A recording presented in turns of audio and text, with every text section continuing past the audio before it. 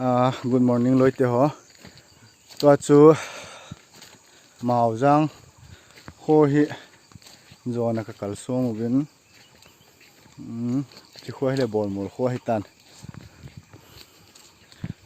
jan tu jing ka lang hi go ha zu be sen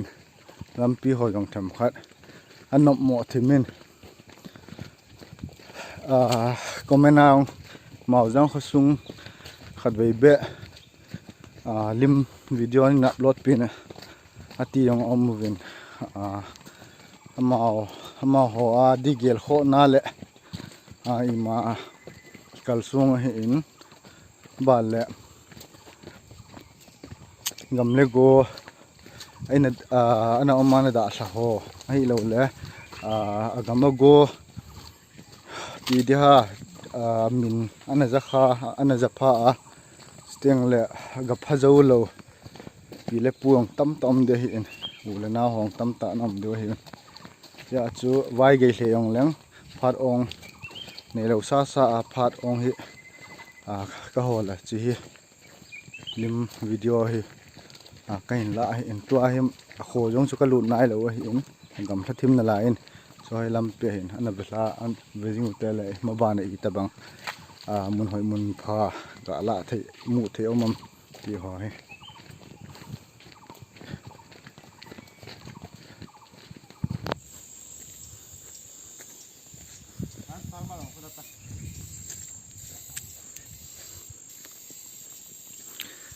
electric jong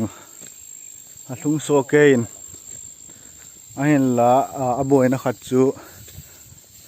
asung ai ki chem khat le ni omjin electric khat ve le hung thi jop jin la khat lingwang wang ong he light ki mu lo ni kho yong omji in yong le mei them ma chu koi ma cha boy se ki om tapon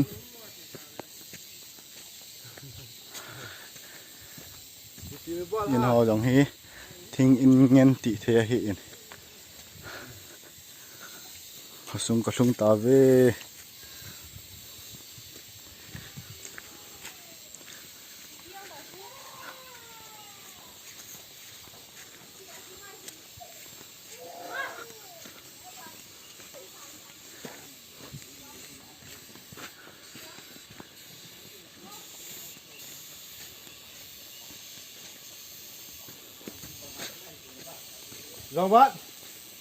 Dòng bát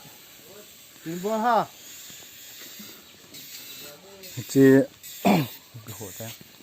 màu răng họ sung hít tệ in họ hi in tâm tơ hi dòng lệ om sun sunni lung kito ta kieng khát tha khát đỉnh khom ngen ai viên kinh ngày luôn nào sáng in